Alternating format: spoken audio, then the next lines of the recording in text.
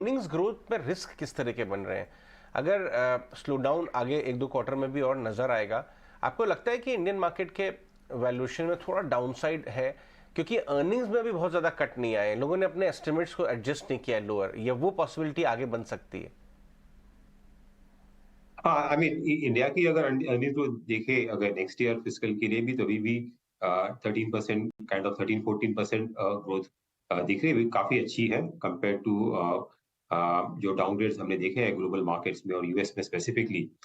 और यहाँ पे अगर एक सी यहाँ में अभी जो अर्निंग्स ग्रोथ आ रही है वो काफी हद तक sectors like banking, domestic facing sector जैसे बैंकिंग हो गए, automobile sector, consumer sector, FMCG sector है, सीमेंट सेक्टर, टेलीकॉम, वहाँ पे ग्रोथ ठीक-ठाक है और उसके कारण ओवरऑल अर्निंग्स ग्रोथ हमें 13-14% के आसपास दिख रही है।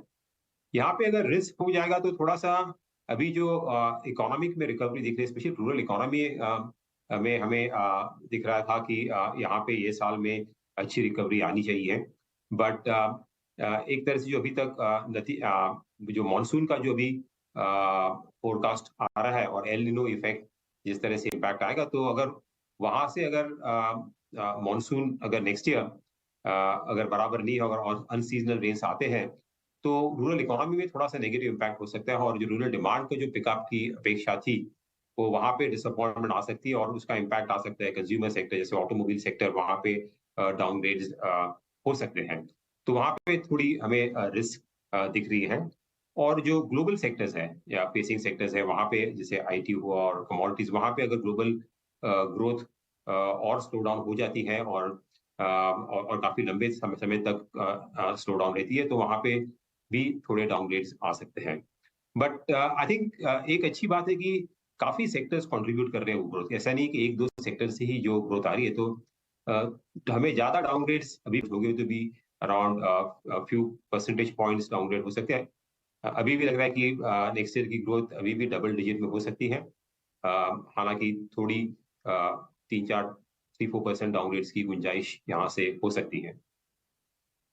ये बताइए महेश, कि आपका व्यू ब्रॉडर मार्केट पे क्या आ रहा है? जो 18 महीने का कंसोलिडेशन देखा हमने, उसमें ब्रॉडर मार्केट तो शुरुआत से करेक्ट हो रहे हैं। इनफैक्ट अगर हम mid cap small cap index को भी देखें, टॉप से 25% 20% डाउन है, और individual counters more than half 30-40%। वहां पे वैल्यूएशन आर्ग्यूमेंट ज्यादा मजबूत हो रहा है क्या, specially domestic oriented mid cap small caps पे 2-3 साल का व्यू लेके? सो यू आर राइट कि मार्केट्स की जो ब्रॉडर मार्केट है वहाँ पे काफी मात्रा में करेक्शन हुई है। जहाँ जब भी रिस्क ऑफ होता है और लिक्विडिटी टाइटन होती है तो हमें दिखता है कि जो ब्रॉडर मार्केट्स है, मिड कैप स्मॉल कैप है, वहाँ पे ज्यादा करेक्शन होती है। और जो भी मार्केट में जो फ्रॉड था, स्पेशली सम ऑफ जो high growth companies, high P multiples से, वो अभी धीरे धीरे नॉर्मलाइज हो रही है। तो मार्केट्स में कुछ पॉकेट्स में डेफिनेटली वैल्यू अभी इमर्ज हो रही है। हालांकि कुछ से कंपनीज में अर्निंग्स की भी आई मीन कंसर्न्स आ रहे हैं, जैसे कुछ सेक्टर्स में स्लो डाउन हमें दिख रहा है। बट अगर हम यहाँ से मार्केट का अगर 3 साल का अगर व्यू लेते हैं, तो हमें लग रहा है कि इंडियन इकोनॉमी जो है वो काफी मात्रा में रेजिलिएंट है। ज्यादा हमें उसमें डिक्लाइन नहीं दिख रही है डिस्पाइट जो भी ग्लोबल ग्रोथ कंसर्न्स निकल के आ रहे हैं।